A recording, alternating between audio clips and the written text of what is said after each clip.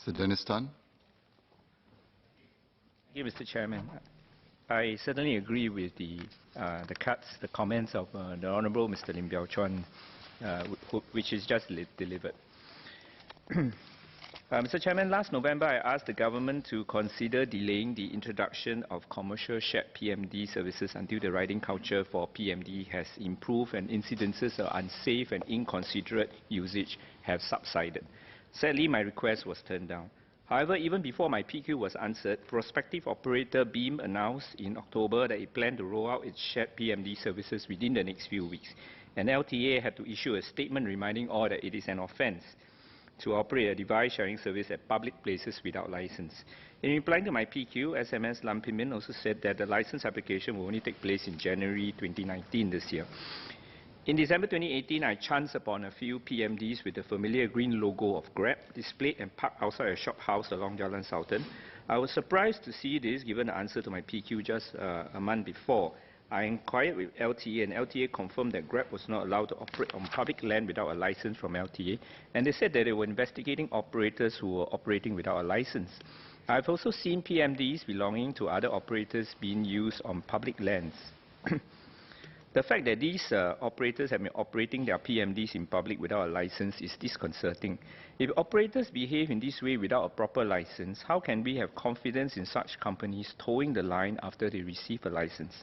We should also remember Grab's reaction to the Competition Commission's finding on its acquisition of Uber.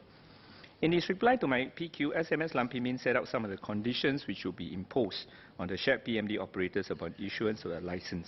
I agree with those conditions, but notwithstanding these conditions, my reservations regarding the introduction of commercial shared PMD services have remained. It has been difficult enough to ensure that all PMD owners adhere to new rules for safe use of PMDs and to be considerate to other footpath users. We are not out of the woods yet.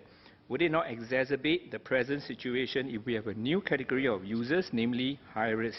High risk are likely to take less ownership of the need to ride responsibly and considerately as compared to owners, since they are not the owners. Now, even if conditions are imposed on the operators, there is a limit as to what operators can do to ensure that correct use of PMDs is adopted by all users. While it is good to require operators to have insurance for all users, which may be helpful when there's an accident leading to a personal injury or property damage claim, this does not stop inconsiderate or unlawful behavior and certainly near misses. The biggest challenge is still of getting existing PMD owners and users to use the PMDs in accordance with the law and in a safe and considerate manner. What more can we expect from hitherto non-PMD users, namely high risk? Already I've seen quite a number of tourists or overseas visitors on the illegally operated PMDs, some of them even riding on the roads. What does LTA expect the operators to do to ensure that users will ride considerately and according to the regulations? Make them mug up all the rules before scooting off?